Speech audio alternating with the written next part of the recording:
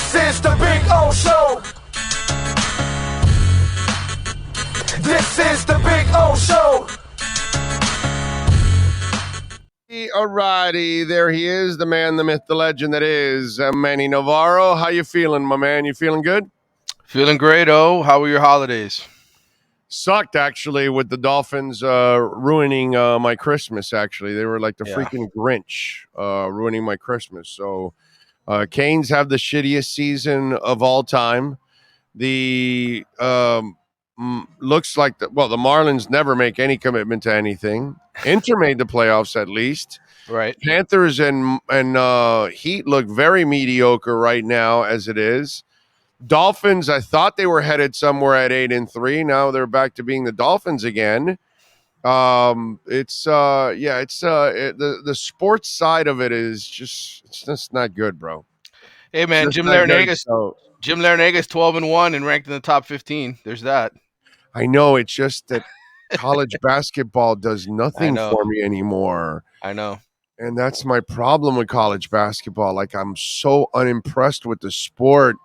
And listen, the kiddies that have been around for the last 10 or 15 years watching college basketball, maybe they're in it, and maybe over the next 20, 30 years, that's what they're going to be used to. So then maybe it becomes a little bit more important. But those of us that lived like the real years, it's hard for us to look at this college basketball and be impressed in any way, shape, or form, dude. Yeah, you know, I watched Michael Jordan and Patrick Ewing and Leitner and Larry Johnson battle it out for 2 years, and my God, you know, after I'm watching Duke and UNLV for 2 straight years, how can I watch this? You know what I'm saying? Yeah, it's not the same animal. I get it. I understand. Yeah. By the way, I had a question for you before we talk Canes. I tweeted out a list of the top 8 available quarterbacks. Knowing now what we know about Tua's health, the Dolphins have to take a quarterback, right? Well, yeah, but they don't have a pick till the second round, I think, right? Yeah. Right? Yeah. So that's the problem with that, dude. Mm-hmm. So you're taking, like, you know, what's left over. I like Hendon Hooker. I know he's coming off the ACL, but that's the kind of guy I would target in the later rounds if he's available. Yeah. There's no doubt that he's the kind of quarterback. And by the way, he's injured, right? So yeah, we kind of like that. Slip down. He could slip down. Kind of like that. Mm-hmm. Yeah, we kind of like that here in Miami. He's injured, so that's right up our alley. Yeah. No, Chubb injury prone. No, we'll trade for him. Tua injury prone. No, we'll draft him. Yeah, no, we do those things here in Miami, unfortunately. So that's kind of been Waddle had a foot injury and surgery into the draft. Oh, we'll draft him, no problem. And it hasn't been an issue in that one. But you know, it's that's something that we do here in South Florida. So Hendon Hooker makes a lot of sense. Yeah, it makes a lot of injury sense here in South Florida. Will Fuller, yeah, you're always injured, but we'll give you a contract. Right. You know, those are things that we do here, unfortunately, that are not very good. Yeah. Kyle Lowry, right, with the Heat. Let's take Kyle Lowry, who's always hurt. That was Jimmy Butler. That was the problem when you listen. Can't listen to the franchise guy. Pat gave in after he wouldn't listen to LeBron, right? LeBron got angry. He wouldn't let him have enough power, but now he gives in to Jimmy, and look what happens. Well, he did bring in Mike Miller for LeBron, and then he drafted that idiot that was terrible in the first round from UConn, I think it was. Right, didn't even play here, right? What was his name? God, what was that kid's name? What was that kid's name? Somebody, come on. We got over 500 people right now on the chat board. Let's go. Come on. Somebody give me that damn loser's name. I forgot. I was covering the team for 3 years. That's how important he was. Shabazz Napier. That's it. Napier. There you go. He played in Orlando for a little while, I think. But that was it. Yeah, that's it. I'll tell you what, that the kid they got this year, Banchero. Orlando got themselves a nice one there, bro. I mean, the sad part is he plays in Orlando. Right. So that's the bad part for him. But he'll be gone soon enough, right? Yeah. He'll want to go to a bigger city in the next contract for sure. All right, so Cormani, Mario. Is that really what it is? Are we Dion and Mario, or are there other things involved here? Well, I think Alabama, still wouldn't mind adding him to the roster if they had that possibility. They were trying really hard. Travaris Robinson, who was the cornerbacks coach here for 1 year for Manny Diaz before he left, is a guy that is still recruiting and was very much recruiting and pushing up until the very end. And so I think you can't rule out Alabama. I think look, the thing with Cormani is he didn't take any really official visits. He's a kid that went on a lot of unofficial visits to places, and so if they want to get him on campus, if he wants to use that card throughout the process, he will. I know that my last conversation, Miami was still confident that he'll sign with them eventually. This whole academic thing, I told you last week, I don't buy it because you could still sign a national letter of intent without being fully qualified. That's not you don't have to go through the admissions process before you sign. That happens afterward. Now, does he have transcripts from two different schools? Is that going to be a headache? Academic? Could that be a problem ultimately? Sure. You have to pass. You have to get the right test scores, etc. But it doesn't preclude you from signing. So I think this in the end we'll see Cormani probably take a couple visits, and if he does, that's not good for Miami. How good are they convinced this kid is that good? Because boy, you're going through a lot of hoops for this guy. Well, I think part of it is pride, right? He's the number 2 player in the country. You had him committed. You're not just going to give up, right? And if you give up on him, that's not a good sign to the other 5 stars in the 2024 class. Well, this kid, we got to fight for him. We got to win him, and it's a head-to-head battle with guys that you would think and you would hope Mario would be fighting with to the death. Nick Saban and Deion Sanders, probably the 2 best recruiters in college football, the guys that can get pretty much whoever they want when they want them. When they say they want a guy, they can go out and get him. I think Deion is going to become that guy at Colorado in the coming years. Is Colorado going to be good? Not necessarily, but can he get players there? Probably. Yeah, no, I mean, it's all right. What else is brewing on the recruiting side? Because he said he wasn't done. Yeah, he's not. They still have some positions they need to address. Defensive tackle, certainly one of them. They lost 4 or 5 guys through the portal, guys that just were around to help provide depth, and of course, a 12-game starter who went back home to be closer to mom and his family at Florida State. So they need to get another body or 2 at the defensive tackle position for depth. That's not easy to find. Again, the transfer portal thing, I told you, slow drip, #slow drip. There are guys that will be entering here in the next few weeks, guys that now look at the depth chart after some signings and some pickups in the transfer portal and say, I don't want to have my work cut. I'm gonna pick up and leave, or I want to go get a payday at Miami or somewhere else. So I think we need to just be patient. There's some names out there. Texas State, Devon Sears was one of them. He's a guy that I know Miami offered last week. There's a handful of others, guys that, but you're not going to all of a sudden go out and find a Warren Sapp or a Russell Maryland. These are all guys that are just rotational pieces. So I think the fan base needs to sort of calm their expectations for what he'll find in the transfer portal. These will be serviceable guys, not superstars. The transfer portal, whether people want to admit it or not, yes, you can find a few gems, but the Jalen Phillips of the world, those are few and far between. Usually they're just guys that'll help provide depth, that'll give you some experience. But I don't expect any superstars to land on Miami's door. And I'd say receivers, the other one. They had a kid who visited here from Oregon, a former, Cristobal recruit, Dante Thornton. I think he also visited Auburn.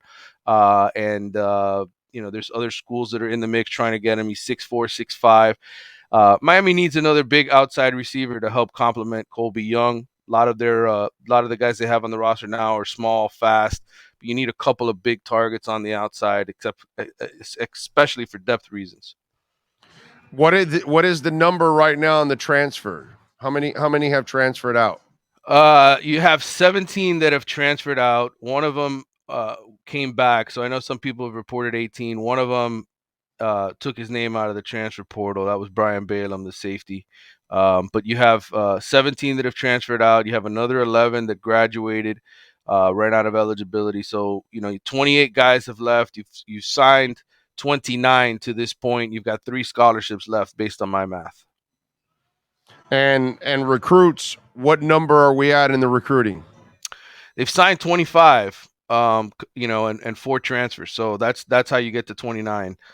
25 high school recruits, 4 transfers. Again, my math, about 3 scholarships down. But more guys, I would assume, are going to be asked to politely leave, or in the process of doing that, they'll graduate probably after the spring semester, and their scholarship will become available for the fall. Well, let's see what happens. All right. Any other news for the Canes fan out there that we should be aware of? This is right after Christmas. It's kind of quiet. You will start to have you will start to have some guys jump in the portal, as I mentioned. You will have guys taking trips. I think January 4th through the 8th is when the transfer portal visit period opens up here. That first weekend after the first on New Year's. You'll see some transfer portal guys. You'll see some high school recruits. The remaining high school recruits start taking visits to school. So you'll have some small spattering of news here as far as who Miami offers and who might be visiting. But really, again, the February signing period is where it's at. I would say a week or two before that, things will really start to heat up in terms of rumors and who's coming and who's not, and who might be leaving. So, and then as far as coaching changes, again, I told you a couple weeks ago, gotta wait till the NFL season ends. I think that's when you'll start to see more movement around college football with assistant coaches. So I'm with you there. By the way, when we damn it, what was I was just about to ask you something. I completely brain farted on what I was going to ask you. Well, I can. In the meantime, by the way, the top, obviously Miami's at what, like number 3 recruiting class in the country? I think they were 3 or 4. I can't remember. It's them in Texas. They're behind Georgia and Alabama. Georgia and Alabama are in front of both of them. So it's. I haven't looked recently, like if anybody dropped out of Texas's class or not. But I think Miami was 3 at one point. The fact that they haven't signed Cormani yet obviously could drop them out of the top 5. But if Cormani signs, they'll stay there. Okay, so the other thing I was going to ask you is, the impressive part is Oregon was up there recruiting with the new coach. That Nike money, baby. Right? Yeah. Everybody says that Ruiz money. How about that Nike money that was always there for the backing? Yeah, I mean they took away some commitments from other schools. They ended up landing a quarterback after losing their quarterback Dante Moore to UCLA. They took Baylor's commitment. They went out and they got some other 4- and 5-star guys. So excellent job by Dan Lanning and the folks up at Oregon to beef up. They were pretty much the story of the day on signing day, as far as loading up on guys and flipping guys. Look, again, for Miami's purposes, Mario's purposes, he was obviously at Oregon before. Go back and look at his classes. He did a great job bringing in talent to Oregon in ways that the previous staff hadn't. I think right now he's doing a good job in year one. Year one, he's done a good job picking up talent, flipping this roster. I'm not worried about Mario at all. No. He'll be fine. It's just an ugly year, unfortunately, and maybe when he wins a national title, he can laugh about that first year and how shitty it was and how crazy it was, and that he overcame all that stuff. And it's funny because I know it's so cliche-ish, because he comes out to the podium and he spews the same cliches all over the place. Right. But he's actually 1,000% right that you've got to be a tough person to get through this, and you've got to grind through this, and that you can't be soft, and that you got to get the right people. And while he repeats it 8,000 times to you guys every time he comes out there, it actually is the basic truth. Yeah. And it's just a brutal way of going through it, but there's no other way to do it. Unfortunately, it would be nice to just make magic and just get all the bad players to disappear, all the great players show up, and you go from one season to another where you win a national title from one bad coach to Mario. But that's not the way it goes, dude. To rebuild this thing, it's going to take a while, unfortunately, and you've got to get the right people in, and you've got to endure this terrible stuff here, and that's just the brutal reality of everything, man. Sucks. Yeah, I think it's just part of what had to be done, right? At some point, you had to sort of tear the Band-Aid off and just get rid of guys that don't fit the mold of what you want. I think the bigger issue for Mario going forward, and for me, and the way I'm going to judge him is what kind of adjustments does he make to his offensive approach? College football has changed. It is a speed and spread game. You can run the power offense against certain teams. You're going to need it to win a national championship. You're going to need a big offensive line, a big defensive line. He's absolutely right in that regard. But I think schematically, the offensive coordinator he chose, the approach that they continue to take, even with some of the struggles that they had early on running the football, it just didn't fit the personnel. So he's got to show me now that he makes the right kind of adjustments with his offense, with his approach, with his coaching style. Same way Nick Saban had to do it at Alabama, right? They went from a power running game to Tua throwing it to 8 different receivers for 500 yards a game. And at some point, you have to make that adjustment. I want to see what Mario does in that regard in the next year or two. By the way, Ukulele is transferring to Oregon State. Back to the West Coast, these Polynesian players, talented as they are, big as they are, sometimes just not the right fit in certain environments. I think at Clemson, he was a good leader. I don't think he fit their offensive approach. Wasn't the kind of passer quarterback that really fit Clemson's style. Didn't help them win, a championship, get anywhere really. They've got Klubnik, who's much more of a Dabo Sweeney offensive friendly leader. I think Klubnik's going to be very, very good and a tough guy to beat. But good for Uiagalelei to end up in a new place. And Oregon State's a good team, man. They ran the ball really well. I think he fits their scheme a lot better. He's a running quarterback in my mind. He's kind of a Tim Tebow-esque type guy. By the way, I'm reading a story on Pro Football or College Football Talk or whatever the hell they want to call it, and Marcus Freeman has an assistant coach by the name of Al Golden. Yes, on the defensive side, yes. Yes, and it says when Notre Dame head coach Marcus Freeman repeatedly points out in length of the pair of defensive end signees, the speed of one cornerback signee, the mindset of the other, it speaks to both the traits about to join the Irish roster and the things Freeman and his coaching staff look for on the recruiting trail, both as functional usage of a pile of quotes from Wednesday start to the December signing period and an efficient means to publication during a holiday weekend. Let's pull every quote from Freeman and defensive coordinator Al Golden on Notre Dame's dozen defensive signees in the recruiting class of 2023. And Al Golden on his defensive quartet, they all have a chance to compete early, and that's going to be important, obviously, for depth, length, rangy, probably in the 240 range right now. At some point, we'll be here to get him to the 255s, 260s, I'm sure. Vernon brings physical assets. He's tough. He's strong. He's a competitor. Houston, he's another guy that brings size. Mukham strength. Right. So Al Golden, baby. Yeah, he's been there, for a year or two now. I think on the staff. He was with the Lions and Bengals before that in the NFL. He kind of disappeared. Everybody, while he was suing Miami and all that was going on behind the scenes, the lawsuit. But look, good for Al. Al was one of those guys when he got hired. Tom Lemming, who's been in this business a long time, reached out to me immediately and said, "Man, Hurricanes are getting a really good one.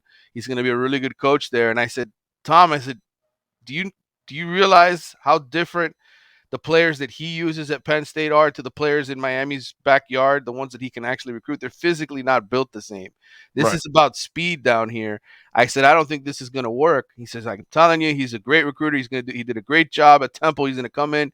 He's going to kick ass. And well, look, he had a lot to deal with while he was here at Miami and, the Nevin Shapiro scandal and all that. But Al never got it right, never fired his best friend, Mark D'Onofrio, never changed their defensive approach, and that ultimately did him in.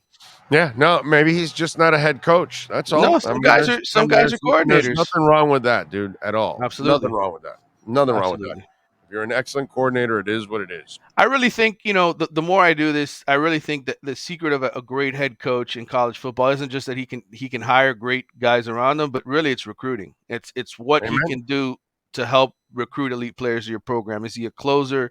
And that's why Mario's the right fit. That's why I've always felt that way. I'm with you. I'm with you. Follow him on Twitter at Manny_Navarro and catch his work at The Athletic every single day. Better yet, subscribe like I do. Manny, as always, thank you, my brother. Appreciate you immensely. All right, brother. Take care. Happy You got holidays. it. Happy holidays. There you go, Manny Navarro and our Caneswear Miami Hurricanes report. We are out here at Caneswear. Remember, you can go online and you can check out anything on Caneswear. You can order it and get it right delivered to your home. They ship right away. They're really good with that. And if you order over $99, you will get free shipping. All right? Practically anything and everything with a Canes logo right here at Caneswear.com. 2511 South University Drive in Davie.